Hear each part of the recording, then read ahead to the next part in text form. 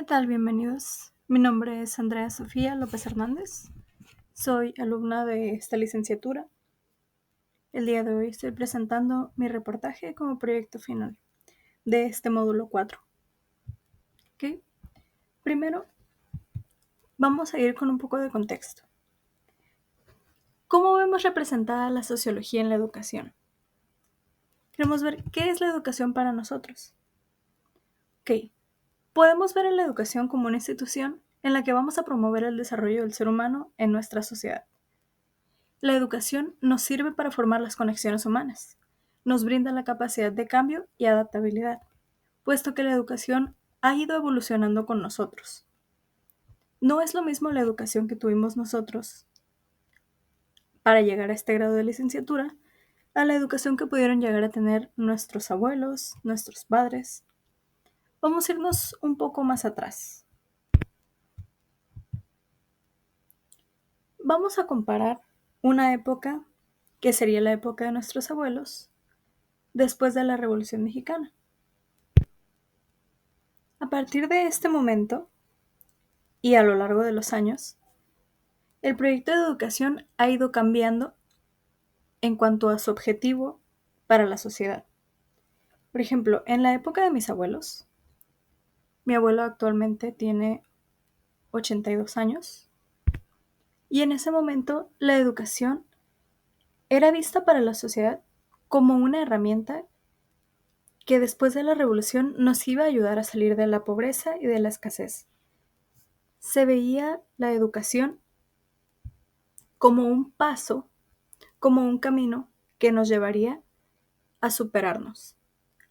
¿De qué manera? Pues la educación, como podemos ver en la primera imagen, la imagen de la izquierda, brindaba a las personas un sentido de pertenencia, una manera en la que podían mantener a la sociedad educada e integrada con el proceso de globalización, de industrialización que se estaba llevando a cabo en la época. Entonces, aquí la educación resultó ser como un aliado del gobierno, un reflejo de las cosas que se estaban viviendo en la época, un reflejo de la necesidad de sacar al pueblo adelante. Y para este proyecto, los maestros fueron una pieza clave, pues eran estos quienes darían las herramientas para ayudar a avanzar con el proyecto. El proyecto de educación, el proyecto de ayudarnos a superarnos, a modernizarnos para que, así como lo hacíamos de manera individual y colectiva, como un salón de clases, como una institución, que ayudaran al progreso del país formando parte de. Entonces, esto fue una pieza fundamental para que formáramos nuestra identidad como tal. La labor de los maestros en este caso sería compartir el conocimiento y también ayudar a que éste llegara a las zonas más rurales, donde, por ejemplo, principalmente era necesaria la educación básica para los hijos de los campesinos, para que pudieran de esta manera integrarse al cambio, a la evolución que tendría nuestra sociedad más adelante. Y esta labor de los docentes, pues, sigue teniendo un objetivo muy similar al día de hoy. En la educación, el papel del docente va a ser formar parte del desarrollo integral de sus alumnos, ayudarles a tener estos conocimientos básicos, que puedan llegar a comprender su papel como alumnos, cómo este papel influye en su sociedad y cómo, por ejemplo, ayudan a formar parte de su país.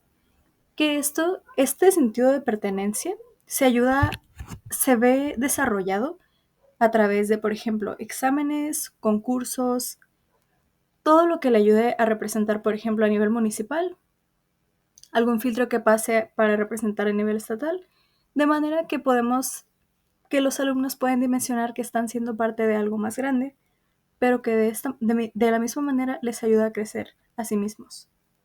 Entonces, actualmente, la escuela sigue teniendo el mismo papel, ayudar a las personas a desarrollar ese sentido de identidad y a ser parte de su país, de ver cómo impacta, cómo vemos este crecimiento en los alumnos y lo vemos como personas que van a formar parte de la sociedad, tanto de manera nacional como internacional.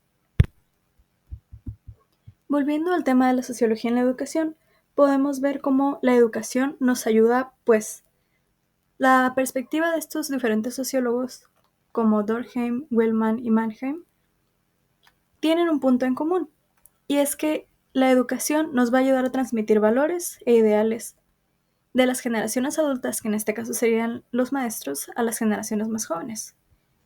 Es una técnica para formar a las personas, se adaptan a las normas, pero también adquieren un sentido de adaptabilidad y de desarrollo.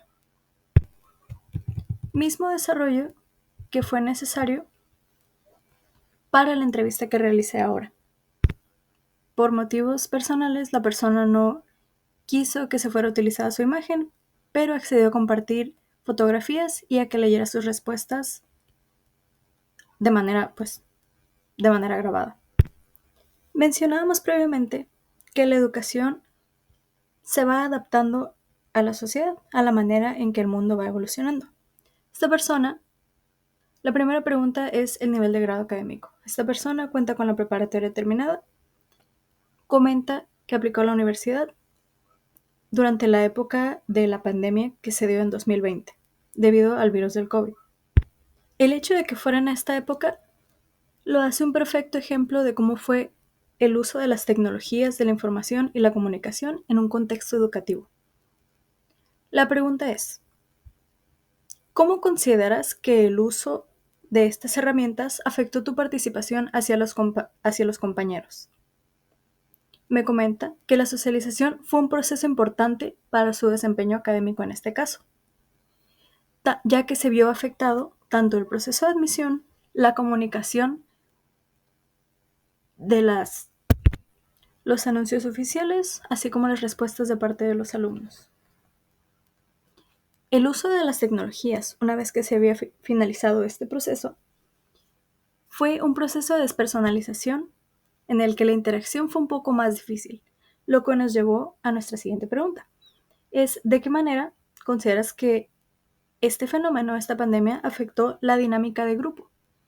Me comenta, como podemos ver en las fotografías, que la experiencia previa era una socialización en la que se sentía una identidad, una pertenencia hacia los grupos en los que se desenvolvía la persona. ¿Okay? Comenta que una de las principales limitantes del momento de la pandemia es que la interacción grupal, durante esa interacción se vieron un poco borrosas las líneas entre el rol que cada persona tenía en esa relación. El rol de los profesores, que antes era tener la atención visualmente como una herramienta para el aprendizaje de las demás personas, se vio limitada, ya que todos formaban parte de un mismo cuadro en una sola pantalla.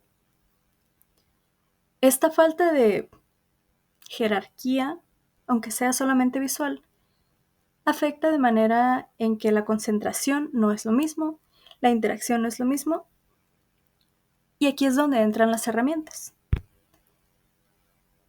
El uso de pizarrones virtuales, el uso de presentaciones, el uso de grabaciones, todas estas herramientas ayudaron a dar cierto sentido de organización al momento de volver a marcar estas líneas de quiénes estaban impartiendo el conocimiento y de qué manera se iba a recibir dicho conocimiento.